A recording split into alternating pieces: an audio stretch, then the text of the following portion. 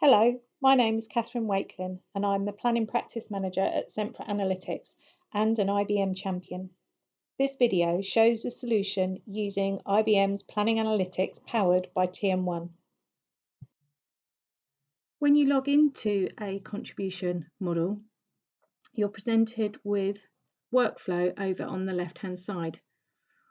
Workflow is governed by the hierarchy within the business in terms of how people contribute towards their budget or forecast process. So this example, we have a consolidated level at the top with various countries, United States, Canada, China, Russia, underneath. Within those countries, there are other areas, and within that goes right down to fields and well level.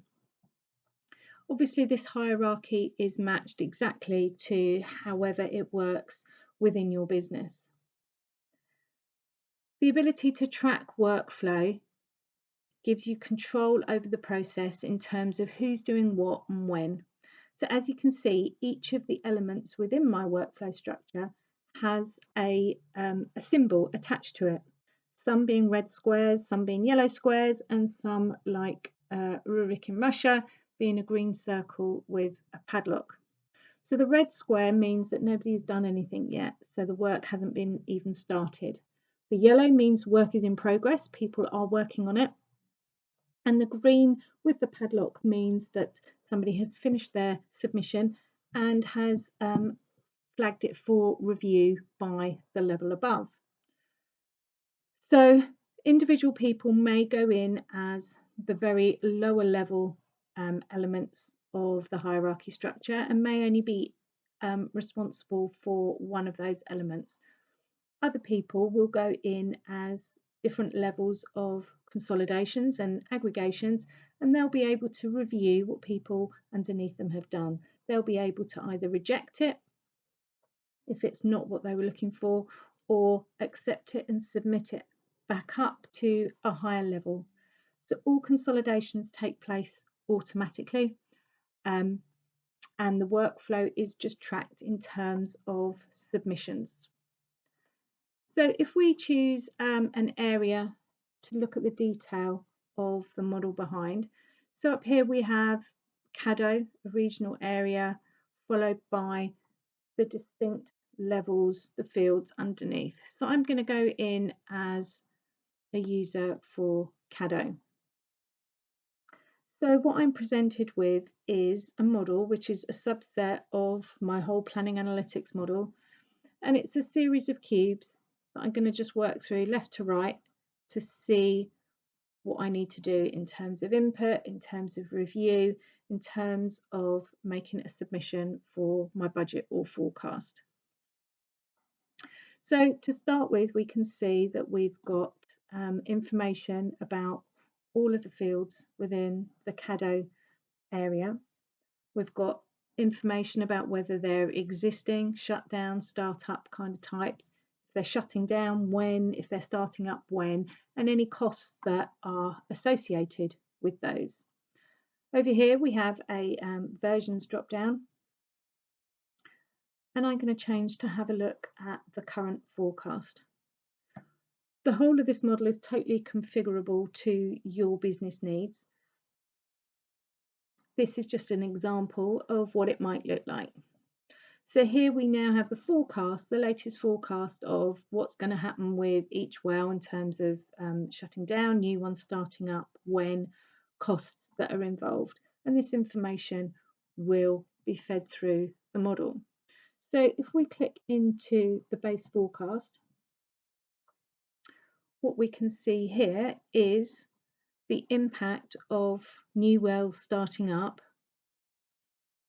and other wells shutting down.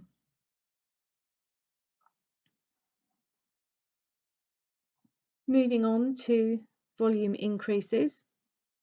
So we're looking at incremental increases, changes in volumes in terms of barrels and in terms of CapEx expenditure.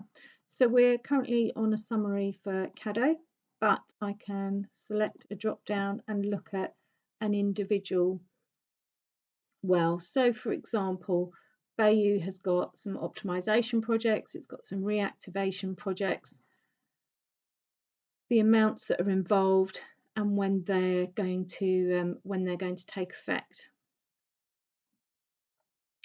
Moving on to our product allocation profile.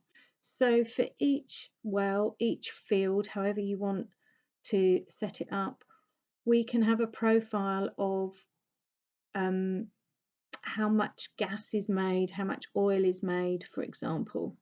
Now these boxes you've obviously seen before. These represent the rows, columns, and kind of pages headers. So we swapped between forecast and budget before. The other thing we can do is drag and drop them around, a bit like a pivot table, so that we can see information in a slightly different way. So now, rather than just looking at CADO as a whole, we can look at each individual field. Now, moving on to the volumes summary. What that's doing is taking the information based on split, working out how much is oil, how much is gas. It's looking at the base forecast. It's adding in any increments that we had from here. It's looking out for the next 5 years for each individual field, and again, the total consolidated level. And it's working that information out in terms of barrels, daily equivalents, and imperial volumes. Now, the OPEX detail is obviously looking at all our operating costs. If I scroll down, you can see all the details for all the costs that are relevant to our fields and our wells. Again, we can look at it in terms of field or individual well. We can look at it in terms of gross or per barrel equivalent, depending on what is useful at that time. This can then be summarized up, just giving us a summary level, but at the same detail in terms of gross and per barrel equivalent, and in terms of individual wells or field summary. Now, moving on, looking at pricing.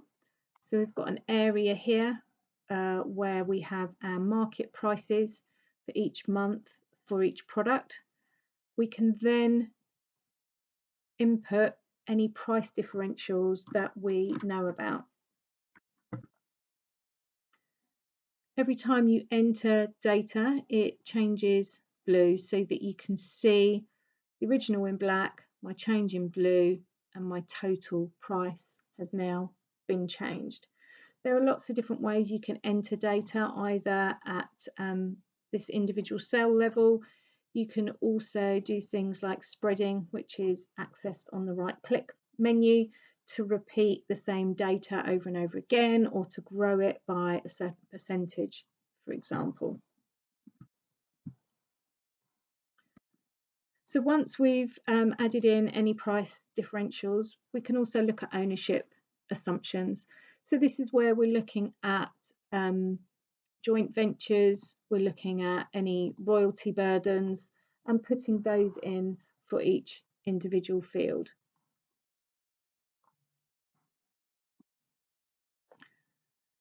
We can then calculate any revenue royalties due, and the element is blue.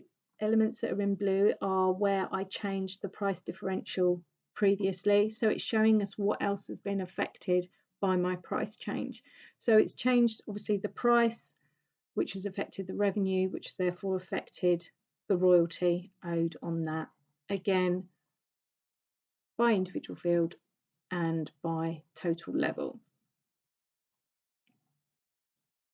There's also an area to add in exchange rates. So each of my reporting rates in terms of dollars, for example, we can also have different rates for different forecasts for different budgets. You could have another drop down if you wanted to hold different types of rates, so spot rates against end of month, that kind of thing.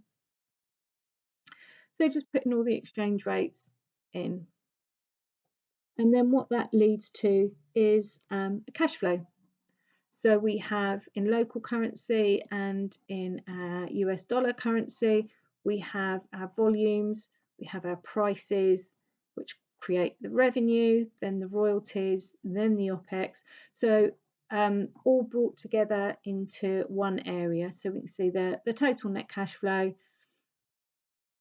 and then per barrel equivalents in terms of OPEX and netback, again at the summary level for Caddo and each individual field underneath. Now the ownership summary is very similar in terms of it's showing us the revenue and the OPEX, total net income by summary level and also by individual field, by currency, but it is also showing us any joint venture splits as well. So we can see the different ownership summary. And again, if I drag and drop things about, we can look at the split across different joint ventures at a point in time.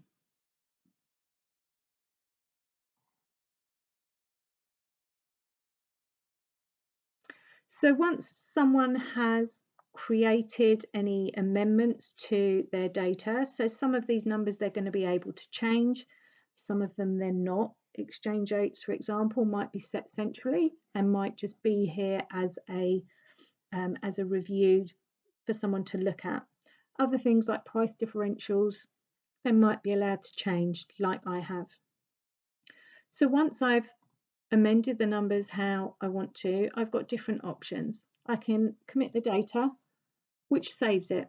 So it takes my red square, if you remember from the first screen, to a yellow square to show that it's work in progress. I haven't quite finished yet. And then when I have finished, I can submit it. So I'm going to submit my information.